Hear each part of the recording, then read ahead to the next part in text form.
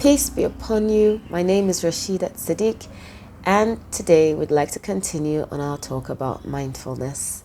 So, we were able to define mindfulness as that ability to just focus on a particular activity and trying to avoid distractions and other things around us. Today, I want to take a little bit of a deeper look at our minds. Part of mindfulness is being able to understand how the mind works. And Sigmund Freud was able to come up with a theory called the iceberg theory of consciousness that just tries to tell us a bit about how the mind works. Now, I'm not a Freudian, but I think understanding this theory can help us take a better look at our minds. So if we know what an iceberg is, it's a big block of ice that has most of it submerged underwater. So we have just a little part of it showing above the water. So Sigmund likened our minds to this iceberg, where the conscious mind is that tiny part that shows above the water. That's the part that contains our thoughts, that contains our perceptions, that really link to reasoning. Then he went on to talk about the subconscious mind. So the subconscious mind lays just beneath the conscious mind, and a lot of times we don't even realize it's there. But if we dig deep enough, we can actually get to the thoughts in our subconscious mind. And they just include our memories, our previous knowledge. So if I was taught a particular topic in school, or if I had an experience or maybe on a school trip and I can't remember it very well, but then people start to talk about it, or I really try to focus on it, I may be able to bring it up from my subconscious mind. And the third part, which actually makes up the bulk of the mind, the bulk of the iceberg, is the unconscious mind.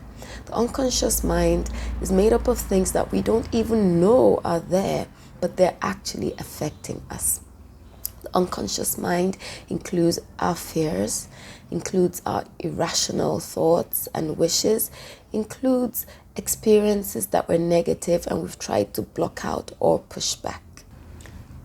And it also includes our insecurities, rational or otherwise, and our needs, which even we may not be so aware of. So for example, some of us just have that need to be around people, to be loved, but we don't even know we have it as a need. Some of us have the need to be recognized, to be famous and knowledgeable, but we don't know we have that need, that craving for attention.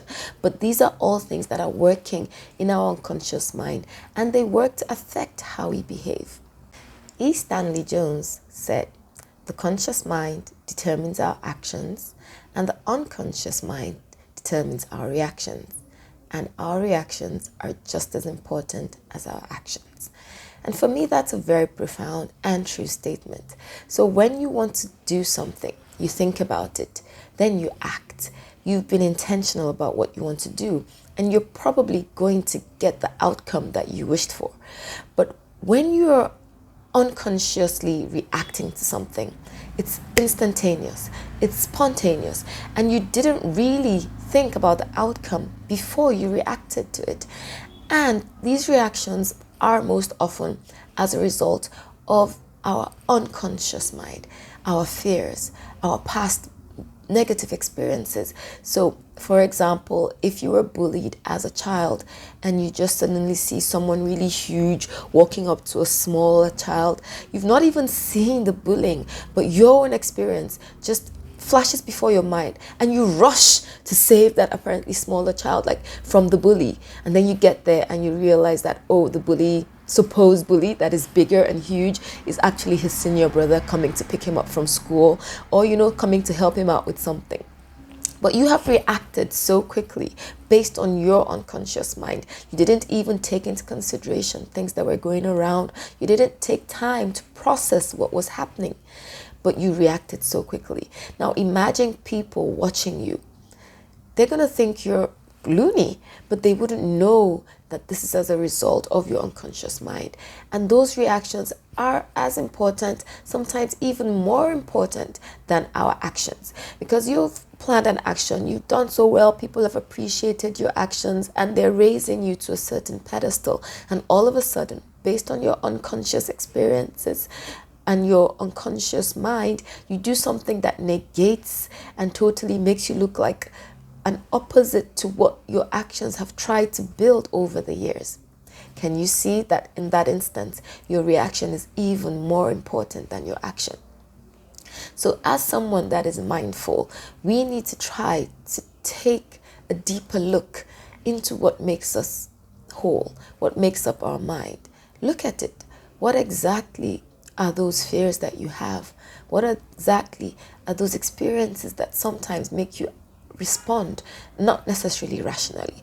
When you're able to take cognizance and be aware of those things that are there laying beneath the conscious mind, there to sabotage your efforts, then you're a step up. You're more aware, you're more mindful, and it's definitely going to help you in your day-to-day activities, in your achievement of your life goals, in moving ahead with family, with friends, and personal goals and aspirations.